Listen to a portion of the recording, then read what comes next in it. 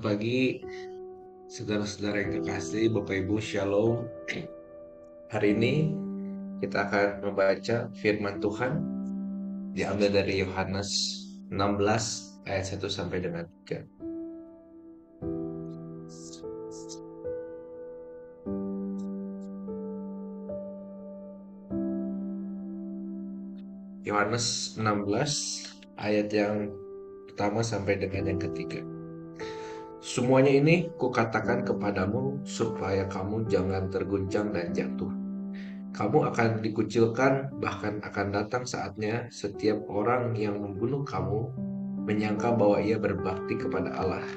Mereka akan berbuat demikian karena mereka tidak mengenal baik Bapa maupun aku. Tetapi semuanya ini kukatakan kepadamu supaya apabila datang saat mereka, kamu ingat bahwa aku telah mengatakannya kepadamu. Amin. Hari ini firman Tuhan kita tentang bertekun di dalam kesengsaraan. Nah, kesengsaraan di sini yang diartikan, yang Yesus ingatkan kepada setiap pengikutnya, yaitu akan ada saatnya di mana apa yang terjadi sama hidup kita itu tidak menyenangkan. Jadi orang Kristen tidak berarti semuanya baik-baik saja, tetapi akan ada tantangan di mana ada orang-orang yang ingin menghancurkan kehidupan orang-orang yang percaya, orang-orang yang beriman kepada Tuhan. Nah, bahkan di sana dikatakan ada saatnya bahwa setiap orang yang membunuh kamu menyangka bahwa ia berbakti kepada Allah. Jadi kita bisa lihat bahwa kebencian terhadap kekristenan itu pun ada di berbagai wilayah, dan bahkan bisa muncul ketika mereka membunuh. Mereka merasa ini adalah sesuatu hal yang pengabdian mereka kepada Tuhan, atau yang mereka sebut sebagai agamanya mereka. Nah, padahal apa yang terjadi di sini adalah poin pertamanya adalah kemungkinan mereka tidak mengenal Tuhan. Karena mereka berbuat demikian, Yesus katakan bahwa mereka tidak mengenal baik Bapa maupun aku. Artinya mereka tidak mengenal Tuhan yang sesungguhnya.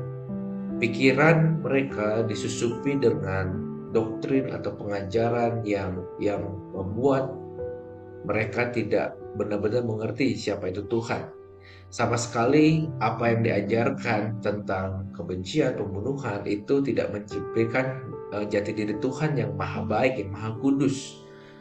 Ideologi yang dianggap seperti agama ini sebenarnya adalah ideologi yang dimasukkan menggunakan unsur-unsur agama bisa saja. Nah, jadi kalau kita lihat sebenarnya di dalam pelajaran agama atau sesuatu hal yang mendeskripsikan tentang Tuhan, itu tidak ada yang mengajarkan kebencian atau untuk saling membunuh ya. Tetapi mereka pasti mengajarkan sesuatu hal yang baik. Demikian juga dengan kekristenan, mengajarkan sesuatu yang baik. Tetapi kita tahu memang kekristenan adalah sesuatu pengenalan akan Tuhan yang benar, hanya satu-satunya Tuhan. Nah, makanya kita bisa tahu kalau orang-orang di luar kekristenan menyerang kekristenan, ya kita memahaminya. Pertama, Tuhan bilang tidak, mereka tidak mengenal Tuhan. Yang kedua, mereka mungkin merasa mengenal Tuhan tetapi tidak memiliki pemahaman yang benar tentang Tuhan dan kebenaran firman-Nya. Mereka merasa melakukan yang terbaik buat Tuhan, padahal apa yang mereka sudah lakukan itu jauh dari kehendak Tuhan. Nah, contohnya sendiri ada dalam Alkitab. Kita lihat di dalam kehidupan Saulus ya, yang sebelum dipanggil menjadi Paulus. Ketika itu dia adalah orang yang bukan orang yang hidupnya berantakan atau hidupnya dalam hal-hal duniawi, tetapi hidupnya adalah dalam hal-hal agama. Dia dibesarkan dengan nilai agama yang sangat kuat. Nah, justru karena nilai agama yang sangat kuat itulah yang membuat Paulus ingin membunuh orang-orang yang mengikut Kristus, karena dianggap orang-orang yang mengikut Kristus itu tidak sejalan dengan agama yang dia anut, dengan apa yang dia percaya, sehingga muncullah kebencian, muncullah keinginan untuk membunuh orang-orang yang mengikut Kristus. Nah, Tetapi kita tahu ketika Paulus memiliki pemahaman yang benar tentang Tuhan, ketika Tuhan menghampiri dia dalam cahaya dan membutakan matanya, ada perjumpaan pribadi dengan Tuhan seperti yang mungkin saudara-saudara rasakan ketika percaya sama Tuhan, encounter yang kita alami bersama dengan Tuhan sehingga kita ada hari ini, giat berdoa, giat baca firman, giat dengar firman Tuhan. Itu pun yang dialami oleh Paulus sehingga pemikiran dia tentang Tuhan menjadi benar, pemikiran dia tentang nilai-nilai yang dianutnya, keimanannya itu menjadi benar, sehingga perasaan untuk membunuh itu hilang. Bahkan dia mengabdikan dirinya walaupun dengan tantangan, ditangkap, disiksa, diperlakukan tidak adil, tetapi kita tahu Paulus itu tidak meninggalkan imannya. Dia tetap setia kepada Tuhan. Kenapa? Karena dia sudah memiliki pemahaman yang benar tentang Tuhan. Hal ketiga yang mungkin terjadi juga adalah orang-orang yang melakukan persekusi itu terhadap orang-orang percaya, terhadap orang-orang Kristen adalah orang-orang yang telah dibutakan oleh kebencian.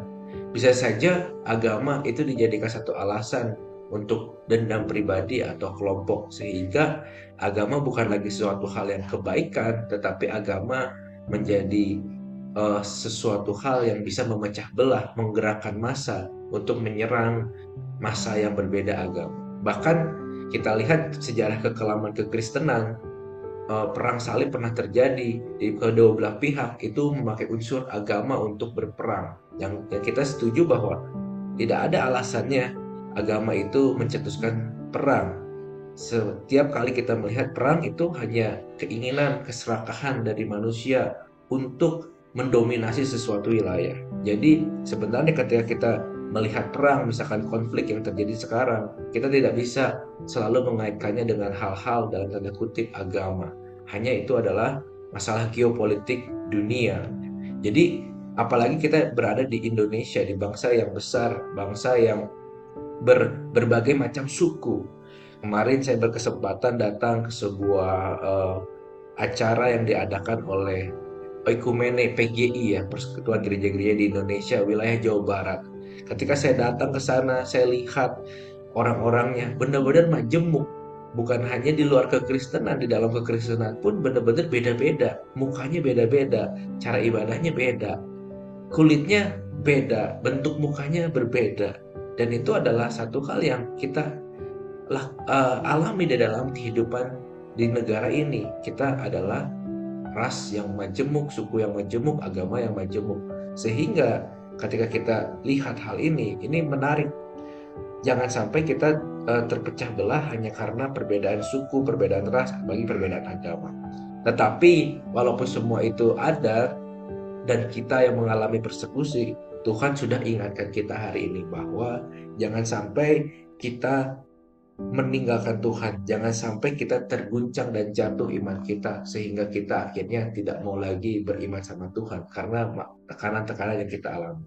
Tetapi mari kita di dalam kehidupan berbangsa ini kita lebih bijak, kita hidup mempraktikkan kasih Tuhan, kasih yang bukan kasih manusia yang berbalas, ya, kasih yang kalau orang baik kita baik, tetapi kasih yang unconditional sehingga kita bisa mengasihi siapapun, termasuk orang-orang yang mempersekusi orang-orang Kristen, bahkan mungkin mempersekusi diri kita sendiri sebagai orang Kristen, atau mungkin di kemudian hari ada yang mempersekusi gereja kita, melarang ibadah atau sebagainya. Kita tetap harus mengasihi mereka dan tidak terpicu untuk menyatakan perang atau konflik.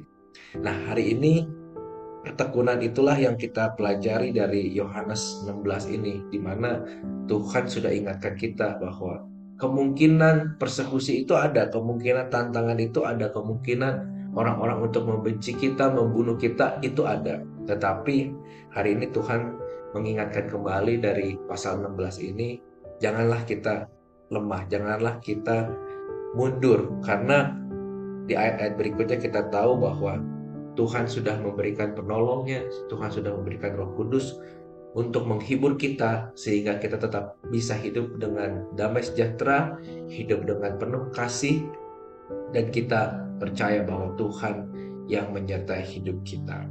So, hari ini semoga firman Tuhan ini menguatkan kita. Janganlah kita terpicu untuk statement apapun, mungkin dengan di tengah tadi adanya perang yang ada, kita tidak mendukung pihak manapun karena itu semuanya adalah perang yang menyebabkan korban jiwa dari kedua belah pihak, sehingga kita pun harus berdoa untuk kedamaian, untuk shalom terjadi di semua negara, tidak mendukung pihak manapun, tetapi kita percaya ketika kita dipanggil menjadi orang Kristen, kita menjadi juru damai.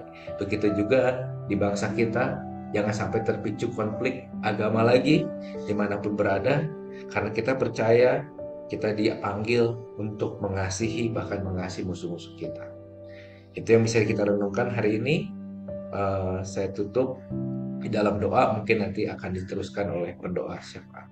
Tuhan, terima kasih akan firman-Mu hari ini. Kami tahu kondisi dunia sedang tidak baik-baik saja, ada konflik perang yang mungkin disebabkan oleh isu-isu geopolitik dunia Tuhan, tapi kami percaya kami terpanggil untuk menjadi pendoa, pendamai Tuhan. Kami tidak memihak pihak manapun, tetapi kami percaya bahwa di kondisi kami pun di Indonesia Tuhan, ketika kami sebagai orang percaya mengalami persekusi, pelarangan ibadah atau apapun Tuhan, kami nggak mau membalas dengan kekerasan, dengan apapun Tuhan, tetapi kami mau mendoakan mereka, mengasihi mereka, sehingga kasih Kristus yang melimpah, unconditional, nyata di dalam kehidupan setiap umat-Mu, setiap jemaat. Terima kasih Tuhan buat firman-Mu pagi hari ini. Amin.